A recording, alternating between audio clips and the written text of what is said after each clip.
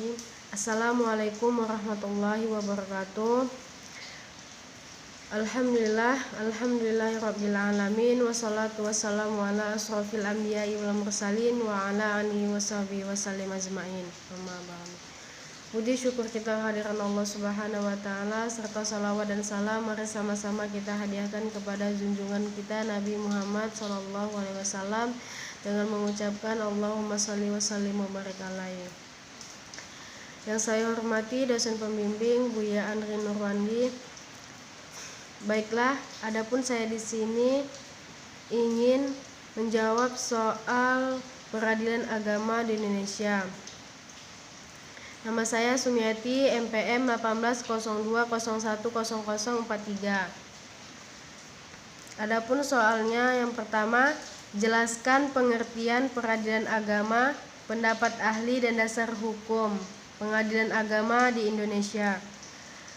Pengadilan agama adalah daya upaya untuk mencari keadilan atau penyelesaian perselisihan hukum yang dilakukan menurut peraturan-peraturan dalam agama.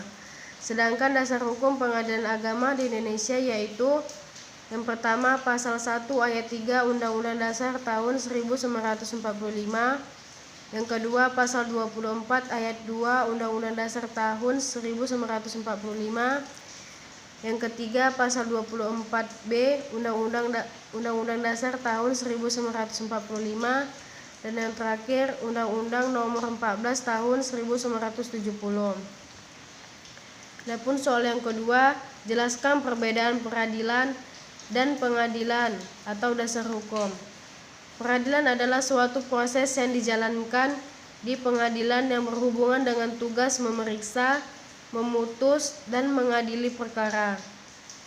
Sedangkan pengadilan adalah badan atau instansi resmi yang melaksanakan sistem peradilan berupa memeriksa, mengadili, dan memutus perkara. Adapun soal yang ketiga, jelaskan hubungan pengadilan agama dengan hukum Islam di Indonesia. Hubungan pengadilan agama dengan hukum Islam di Indonesia. Yang pertama, pengadilan agama sebagai salah satu peranata hukum, di mana peradilan dapat diidentifikasi sebagai bagian dari peranata hukum atau legal institution untuk memenuhi kebutuhan penegakan hukum dan keadilan. Sedangkan pengadilan merupakan organisasi yang menyelenggarakan penegakan hukum dan keadilan tersebut sebagai pelaksanaan sebagian dari kekuasaan negara, yaitu kekuasaan kehakiman. Yang kedua, penerapan hukum Islam lewat jalur infrastruktur. Penerapan hukum Islam melalui infrastruktur sosial adalah penerapan hukum Islam melalui upaya yang dilakukan oleh masyarakat itu sendiri tanpa campur tangan penguasa atau pemerintah. Yang terakhir, yang ketiga, penerapan hukum Islam melalui struktur sosial.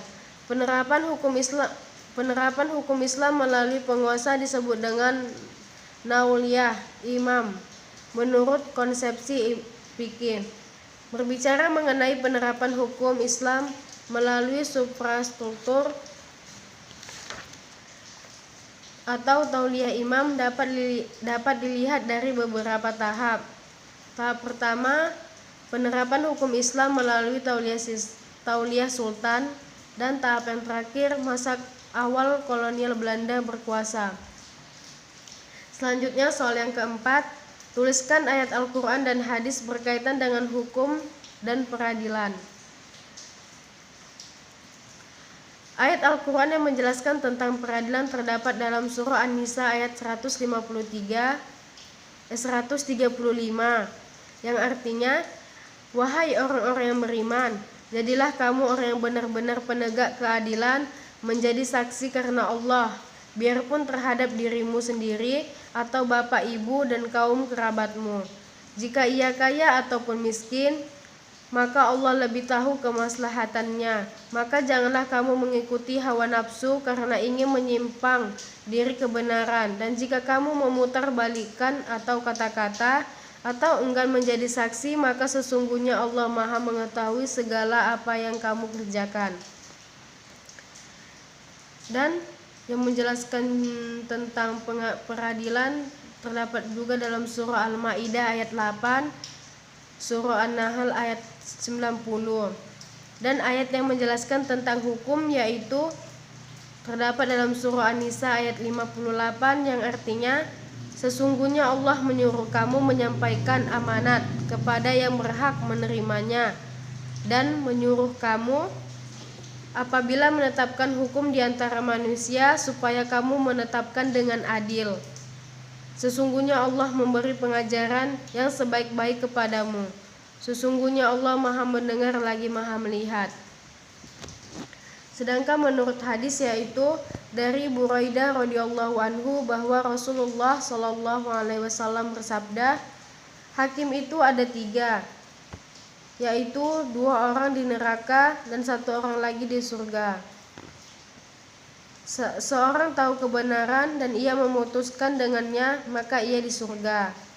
Seorang tahu kebenarannya namun ia tidak memutuskan dengannya, maka ia di neraka. Dan terakhir, seorang yang tidak tahu kebenarannya dan ia memutuskan untuk masyarakat dengan ketidaktahuan, maka ia di neraka. Diriwayatkan Imam 4, hadis sahih menurut Hakim. Soal yang kelima, jelaskan secara ringkas pengadilan agama pada masa penjajahan, masa Orde Lama, masa Orde Baru, dan masa Reformasi. Peradilan agama pada masa penjajahan. Pada masa kolonial Belanda, peradilan agama mendapat pengakuan secara resmi. Pada tahun 1882, pemerintah kolonial Belanda mengeluarkan Strafblad atau STBL nomor 152 yang merupakan pengakuan resmi. Sistem ekstensi peradilan agama dan hukum Islam di Indonesia secara kelembagaan juga dibentuk Lembaga Peradilan Agama dengan nama Presteret, yang mana keberadaan ini memiliki istilah yang berbeda-beda di setiap wilayah.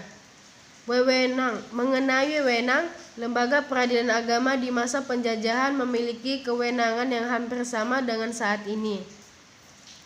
Yang membedakan hanyalah lembaga peradilan agama di luar Jawa dan Madura. Semasa penjajahan Belanda mempunyai kewenangan lebih luas, mengalami perubahan kecuali namanya diubah ke dalam bahasa Jepang yaitu Soryohoin.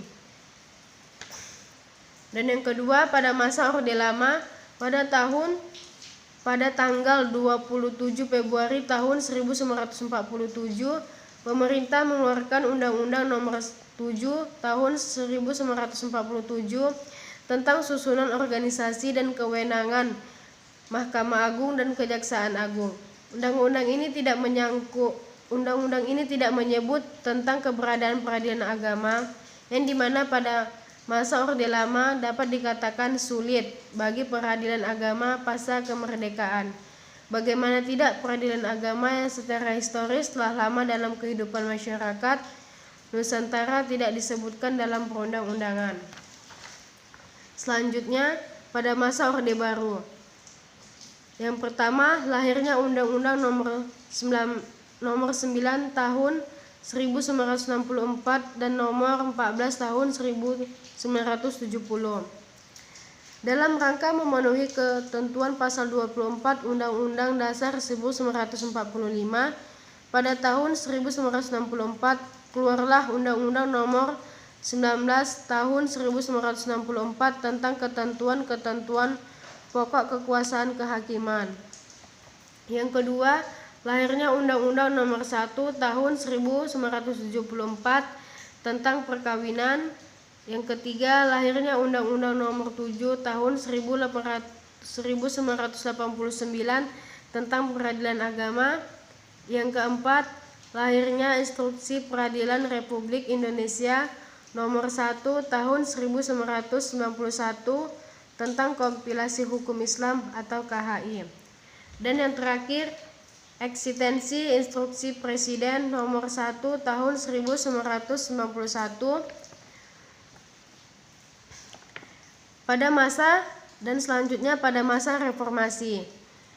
Memasuki masa reformasi, seiring dengan tuntutan adanya reformasi di bidang hukum, peradilan agama mengalami perubahan yang cukup signifikan, baik menyangkut status, kedudukan, dan kewenangannya.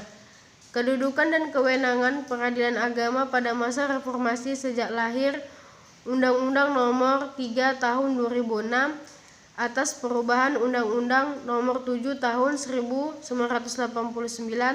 telah membawa perubahan besar dalam penyelenggaraan peradilan.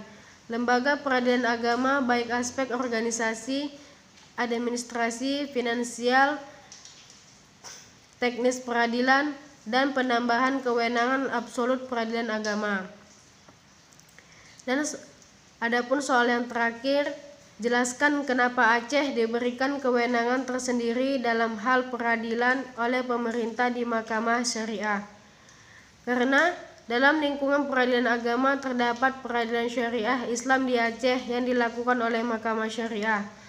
Peradilan syariat Islam di Aceh dilakukan oleh Mahkamah Syariah merupakan peradilan khusus dalam lingkungan peradilan agama sepanjang kewenangannya menyangkut kewenangan peradilan agama.